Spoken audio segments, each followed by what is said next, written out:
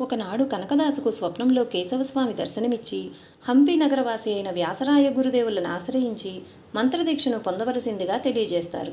కనకదాసు హంపి నగరం చేరి వ్యాసరాయల వారిని దర్శించి తనను శిష్యుడిగా స్వీకరించి మంత్రదీక్షను సంగమని ప్రార్థిస్తాడు.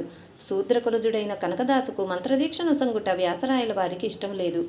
తీవ్ర వైరాగ్యజనిత ఆవేశంతో ఉరకలిడే కనకదాసుని మనస్సు మంత్రదీక్షకై ఆరాటపడసాగింది.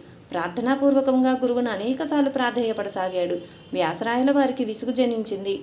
కోపోద్రిక్తుడైన వ్యాసరాయల వారు దున్నపోతు నామమును జపించు, నీకు ఆ మంత్రం బాగా సరిపోతుందని చెబుతారు. గురుదేవుని నోట ఆ మాట రాగానే కనకదాసు విశ్వాసపూరిత హృదయంతో దూరంగా వెళ్ళి ఒక నిర్జన ప్రదేశంలో దున్నపోతు నామమును ఉచ్చరించసాగాడు. తపస్సు తీవ్ర రూపం దాల్చింది. భక్తి విశ్వాసములు చర్మస్థాయిని అందుకున్నాయి. తన వాహనమైన దున్నపోతుపై కఠోర సాధన సాగిస్తున్నందుకు యమధర్మరాజు సంతృప్తి చెంది దున్నపోతు రూపంలో కనకదాసుకు ప్రత్యక్షమవుతాడు.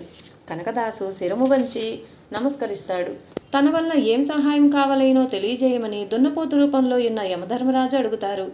తనకేమీ అవసరం లేదనియు తన గురుదేవుల అవసరాలేవైనా ఉంటే తీర్చవలసిందని ప్రార్థించి దున్నపోతును వెంటబెట్టుకుని వ్యాసరాయల వారి యొద్దకు కనకదాసు వస్తాడు. జరిగిన వృత్తాంతమంతయు ఆలకించి వ్యాసరాయల వారు విస్మయం పొందుతారు.